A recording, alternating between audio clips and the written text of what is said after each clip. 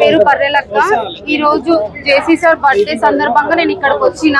నేను మామూలుగా JC sir videos చూస్తూ ఉంటా, చాలా డెవలప్మెంట్ జరిగింది ఇక్కడ అని చెప్పేసి నేను వీడియోలలో చూసిన. సో చాలా డేస్ నుంచి నేను జేసీ సార్ ని కలవాలి అనుకుంటున్నా, కానీ బర్త్డేకి వెళ్తే ప్రజలను కూడా కలవచ్చు అని చెప్పేసి నిన్న వీలు చేసుకొని అయితే వచ్చిన. నిజంగా మిగతా నియోజకవర్గాలతో పోల్చుకుంటే ఈ నియోజకవర్గం చాలా డెవలప్మెంట్ గా ఉందన్నమాట. నిన్న సార్తో మాట్లాడిన, ఆయనతో మాట్లాడినంత సేపు చాలా బాగా చెప్పిండు. నెక్స్ట్ నేను కొల్లాపూర్ లో పోటీ చేయాలి అనుకుంటున్నా. పోయినసారి పోటీ చేసిన, సో విన్ అవ్వలేదు. మళ్ళీ కూడా పోటీ చేయాలి అనుకుంటున్నా. సార్ ని కలిస్తే ఎలా పనులు చేయాలి, ఎలా డెవలప్మెంట్ చేయాలి అనేది నేను నేర్చుకోవచ్చు. అట్లనే సార్ తో టైం స్పెండ్ చేయొచ్చు, మంచి విషయాలు ఏమైనా ఉంటే తెలుసుకోవచ్చు అని చెప్పేసి వచ్చిన. నిజంగా తాడిపత్రి ప్రజలందరికీ థ్యాంక్ యూ.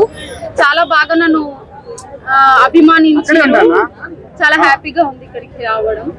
సో మిగతా వాళ్ళు కూడా తాడిపత్రిని ఇన్స్పిరేషన్ గా తీసుకోండి. ముందుగా మహిళలకు చాలా మంచి ఫెసిలిటీస్ ఉన్నాయి ఇక్కడ. సో లోన్ ఇప్పించడం కానీ, మంచిగా అమ్మాయిల గురించి గొప్పగా రాసిన వాళ్ళకి ప్రైజ్ మనీ ఇవ్వడం కూడా చాలా బాగుంది. Thank you.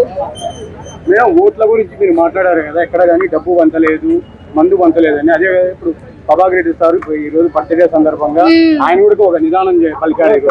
ఎవరైతే పనిచేసే వాళ్ళకి ఓటు వేయండి, వాళ్ళని ధైర్యంగా అడగండి అని ఈ రోజు నుండి తాడిపత్రి కూడా మొదలైంది దానిపైన మీరు ఎలా ఫీల్ అవుతారు? నిజమే, ఇది ఎక్కడ చూడు పనులు అయితే చెయ్యరు. 5 years ఉంటది కదా, సో 5 సంవత్సరాల వరకు వర్క్ చేయరు. ఎలక్షన్స్ ముందు వచ్చి డబ్బులు పంచడం, వేరే పార్టీ వాళ్ళు 2000 పంచే, ఇంకొక పార్టీ వాళ్ళు 3000 పంచడం, ఆ పార్టీ కాకుండా ఇంకొక పార్టీ 4000 పంచడం. సో ఎవరు డబ్బు ఇస్తే వాళ్ళకు ఓటేయడం అనేది బంద్ చేయండి.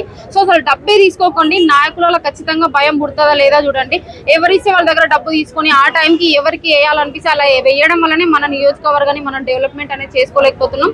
నిజంగా సార్ చెప్పిన మాటల్లో నాకు ఇది నచ్చింది.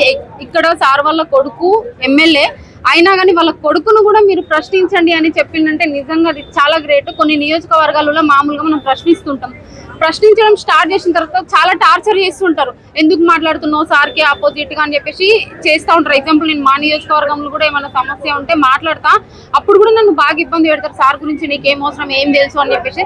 అది తప్పు. ఎవరు విన్ అయినా కానీ వాళ్ళని ఎప్పుడైతే మనం గట్టిగా ప్రశ్నిస్తామో అప్పుడే వాళ్ళు అరే ప్రశ్నిస్తుంది మనం ఇంకా మంచి చేయాలని చెప్పేసి వాళ్ళు మంచి చేస్తారు. సార్దది బాగుంది. ఏ నియోజకవర్గంలో అయినా సరే మంచి చేసే వాళ్ళకి ఓటేయండి. డబ్బు తీసుకోకండి, మందులు తీసుకోకండి.